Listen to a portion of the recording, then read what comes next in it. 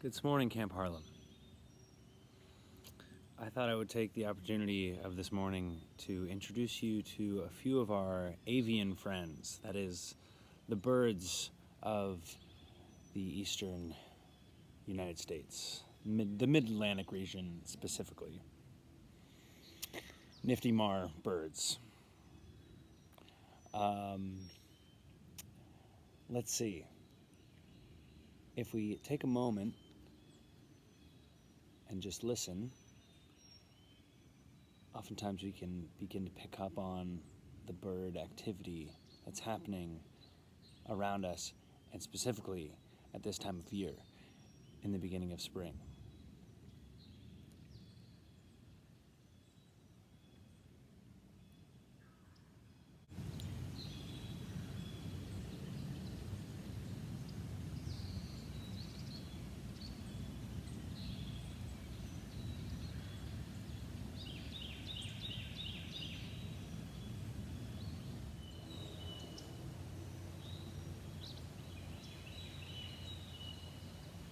So, if you can hear, there's a bird out there going, "Creeder, creeder."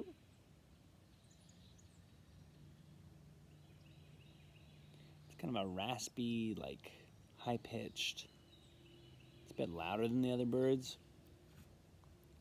That's one of the calls of the blue jay. And many of you would be familiar with what this bird looks like. He's very common.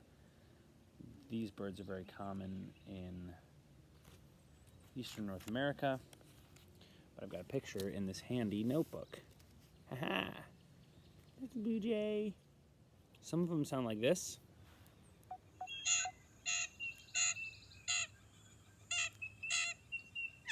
Not quite the pretty bird song that we like to wake up to. Yeah.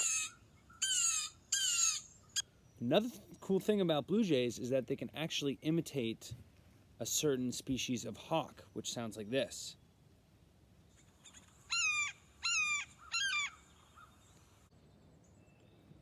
One of the great ways of observing bird life is to set up a bird feeder.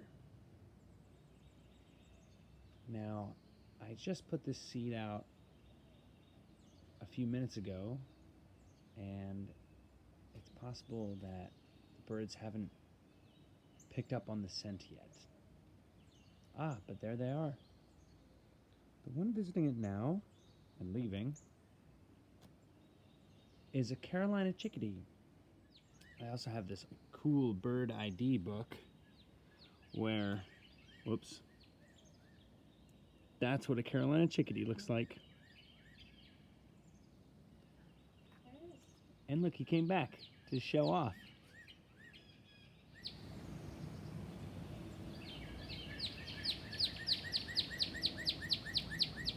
So you probably will be able to hear a bird calling.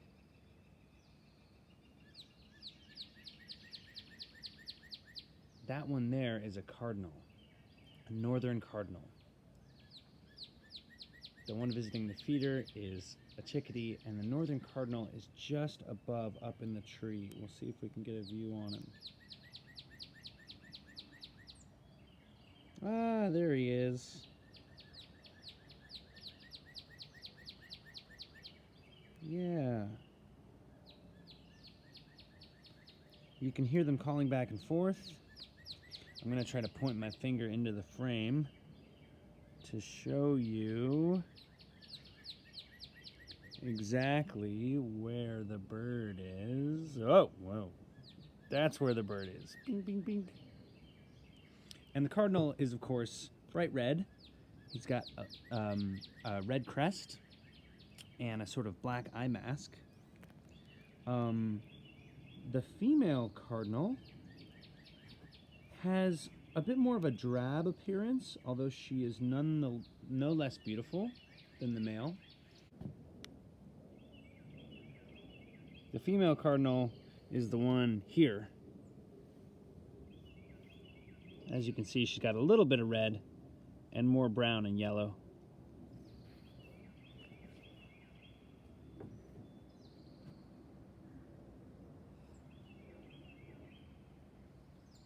There's the chickadee again. And the chickadee can be recognized by its call, which sounds like its name. It sounds like it's saying, chickadee-dee-dee. Are they just picking on all the like bugs that are just coming out or something? Those, friends, are Canadian geese who just took off. Who knows, maybe there was a disturbance on the pond. Canadian geese, they're pretty recognizable, pretty common in eastern North America.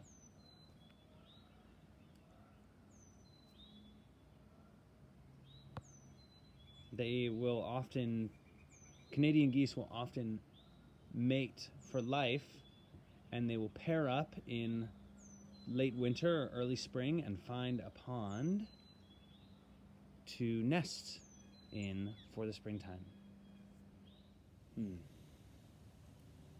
Now, if you're crazy like me, you can wake up before dawn and come out to listen to the birds when they are most active, which is about right now.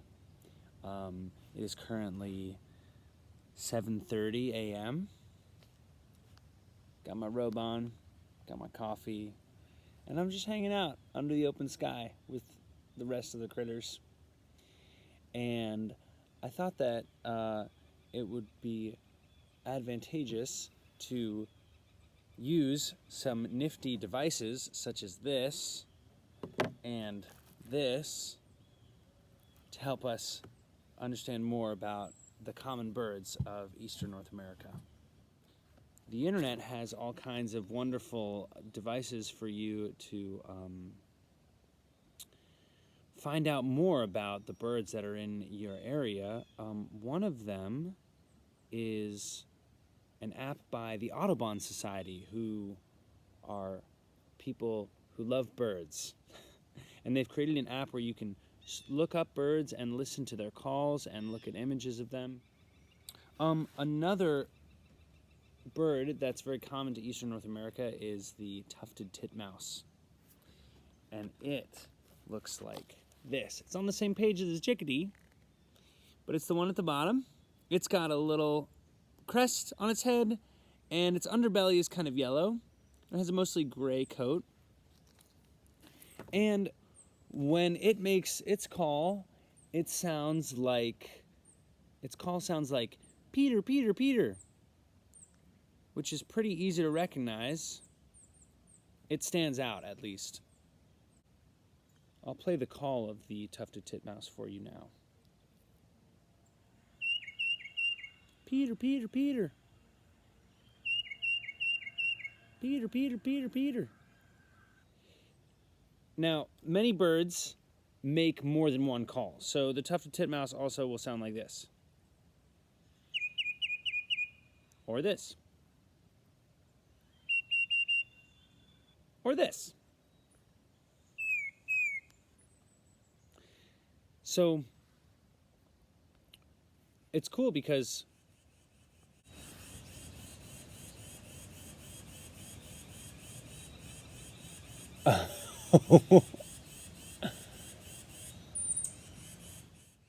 indeed, it's a pair of tufted titmice. I guess tufted titmice, yeah. That perhaps heard me making these calls on the phone and were not so pleased that there was a bird making a lot of noise in their area. Some birds are territorial like that. Most of the time it's not an issue to play a few bird calls around other birds. A friend did tell me a story once about how they were out in the woods and they were playing owl calls. And owls are much more territorial than these little songbirds. And there was a great horned owl that swooped in and started getting all up in their face because they were all up in his space. So, serves them right. One thing that's very useful for identifying birds is a bird identification book. Who'da thunk? These are very fun. They're very often very colorful. I have flipped open to a page with some woodpeckers on it, and one of them is very common where I live in Virginia. It's called the red-bellied woodpecker, and I will play that call for you now. This is what the red-bellied woodpecker sounds like.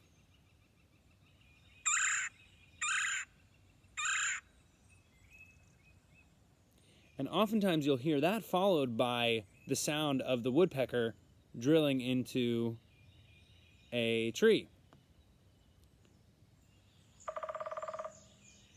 Something like that. Another woodpecker that you may hear, if you're lucky, is the pileated woodpecker. And it looks like this. It is the largest of the woodpeckers of eastern North America. If it were sitting in front of me, it would be like this tall. And it's got a huge red mohawk. That's this one here. One of its extinct ancestors is the ivory-billed woodpecker. Good luck finding one of those.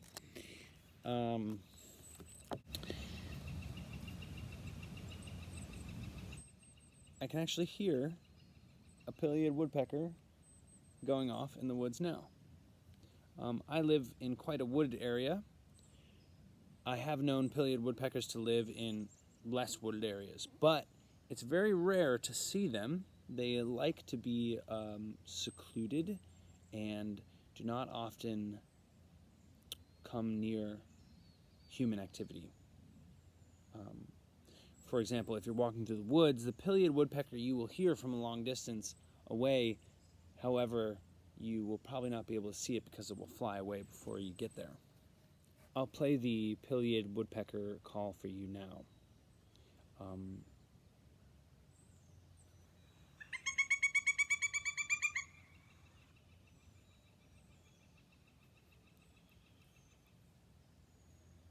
It's very loud and it sounds kind of like a monkey, maybe? Like, it makes me think that I'm in the jungle when I hear it. It kind of sounds like...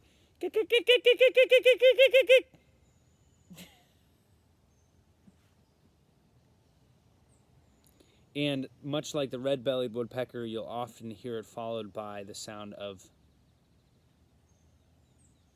drilling into the tree.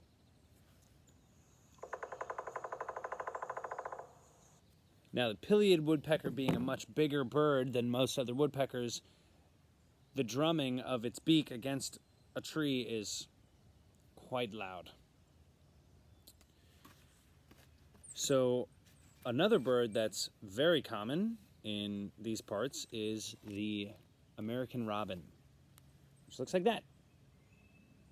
Now, this image, now that I look at it, doesn't look quite like the robins that I know. I mean, it's got all the same coloring, right? But you won't see the feathers as distinctly. It's usually like an outer coat of brownish gray, and then the belly is very bright orange or even almost red. And it does have some markings under its chin there.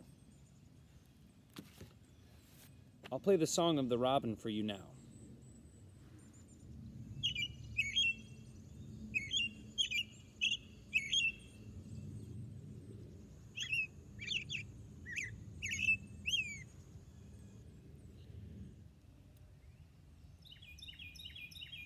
Now, friends, if you can hear that call,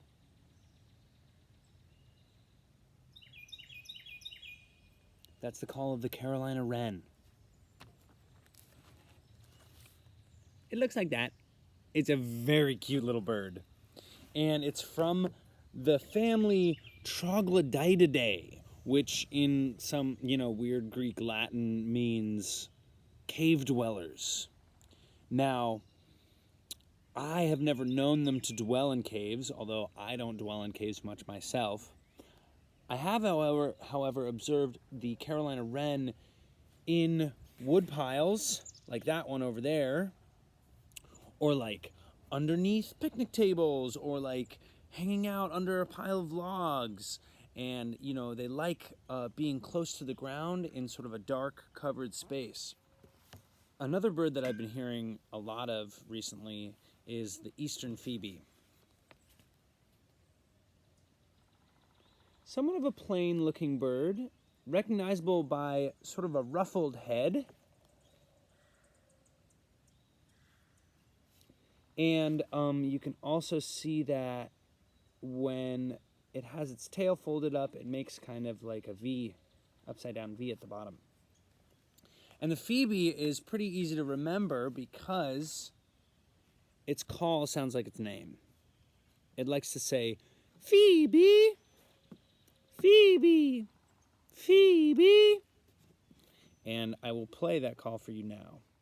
Spelled P-H-O-E-B-E, not P-H-E-B-E. Oh, never mind. This is what the eastern phoebe sounds like.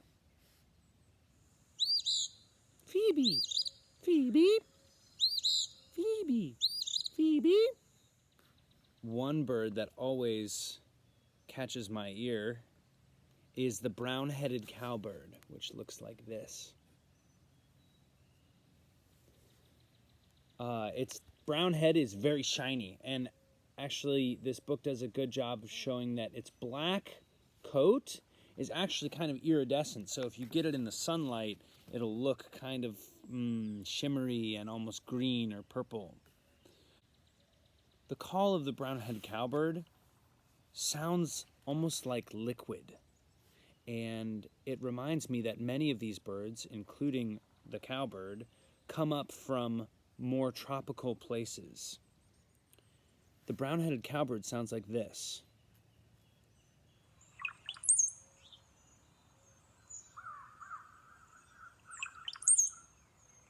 That's sort of, it sounds like somebody drinking and then sighing, like blub blub. Ah. I'll play it for you again. Blub blub. Shh.